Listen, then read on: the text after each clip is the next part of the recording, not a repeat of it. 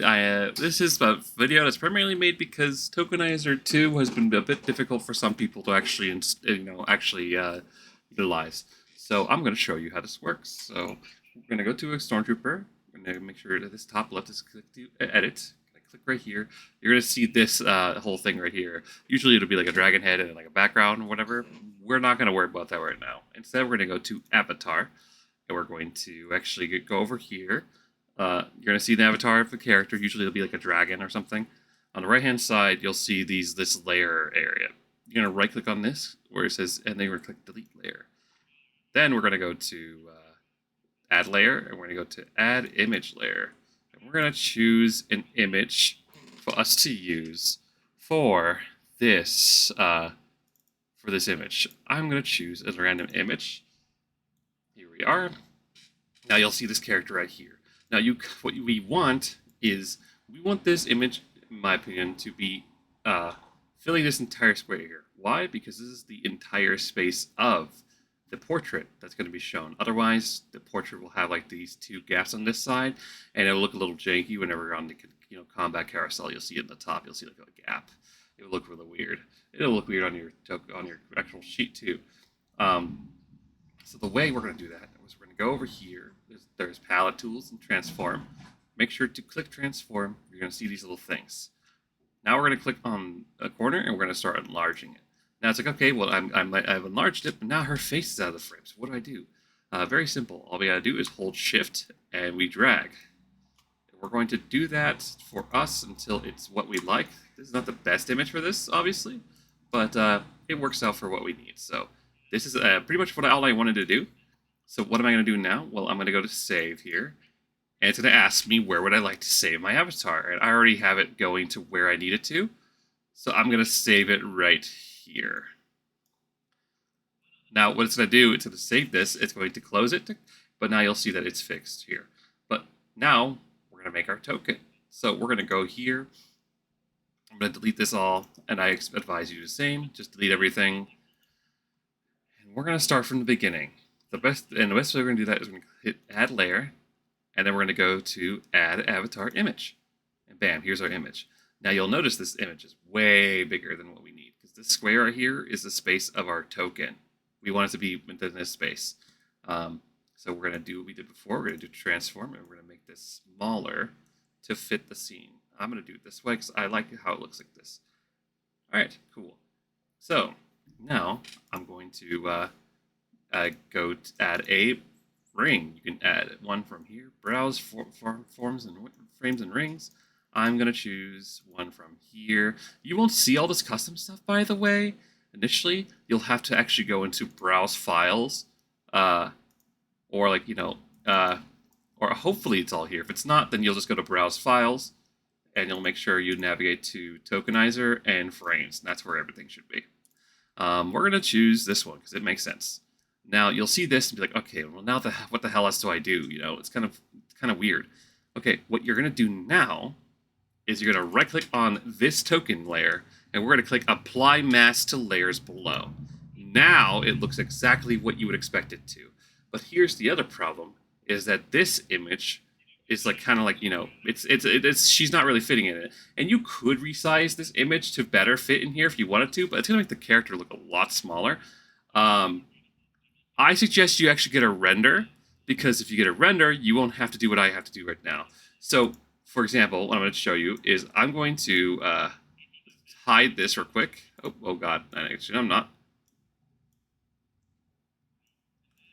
I guess, okay, here we go. Okay, I guess it's still not doing what I need to do. It's fine. But the main thing here is that I'm going to have to cut some of her background out. But I can't see currently because I did that. So what I would suggest is that you don't really do this part that I said until after everything. And so what we're going to do is we're going to do, you just Control Z, or you can undo, and it'll be back to where we were before. Now, what I'm going to have to do with this image is I need to get rid of all of this background. It's going to be a problem as I try to make this image pop out. Now, so what we're going to do is we're going to click on, I'm gonna try to get rid of this stuff over here. The way you do that is you go to Magic Lasso here and you start using this. This isn't the most efficient tool. It kind of has a bit of a problem where it'll take out more than we want it to. Um, Based on, and the way you would probably want to do it is probably adjusting edge blurs you need. This way, it's not attacking the token that we want it to.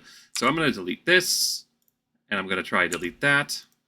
This is not going to be perfect. It won't be perfect for everyone. There are see, I got rid of this. We didn't want that, but it is what it is. I'm just trying to show you guys right now.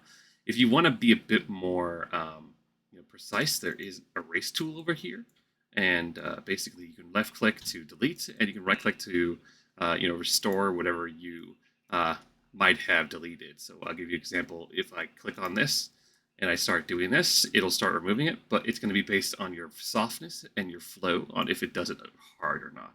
I'm just showing you if I left click, it'll be red and it'll remove it. If I right click, it'll be green, it'll bring it back. But we're just trying to get rid of all of this stuff right now. So we're just going to do this real quick. Okay, so we did this. Now what? Okay, so now what? I want her head to pop out along with the sword, because I think it would look really nice. So the way we're going to do that, actually, is we're going to, get out of this. We're done with editing it. So now we're going to go back to our token again, and we're going to put it back up here, and we're going to apply mask to layers below. Now, what we need to do is we actually need to adjust this mask. How do we do that? Well, we're going to actually click on this little create painted mask here, or we can actually adjust things as well. We're going to click add painted mask, and now it's going to show us all of everything that's going to be within this.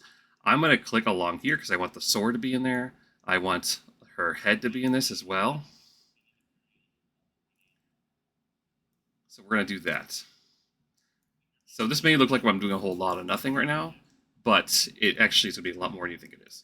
Now, after this, I'm going to click this little button over here. It says Stop Editing Mask. And I'm going to go over to Masks over here. Now, make sure we're just going to click on the actual person here. This is the actual image of the layer. We're not going to be doing the token. And then we're going to click this. We're going to go to Mask Image. And then we're going to click on Painted Mask 1. And then bam. Now, you may be looking at this and okay, well, it's still not doing what I need to do. That's because we need to actually adjust this to be on the layer above. And there you go. You can still see a bit of issues, a bit of things I didn't clean up, but that should be about it. You can do other cool things too with this. There's like little effects over here, like layer effects. You could just, you could add rim lights. You could adjust the color as well. You could add line art to make this. I never really use this because it's kind of, very niche. You could use vignette, film grain. You could use some other things like chromatic aberration and sharpen. I like using sharpen quite a bit because a few of my actual items can be fairly blurry. But after we've done everything we need to do, so we're just going to click save. It's going to save us in our PC images, and that'll be it. And that's all you need to do for this. Now, it's a lot more complex than Tokenizer, but it has a lot more actual functionality than the old one did. I just think you guys just need to get used to it. All right, that's me. Thank you for listening.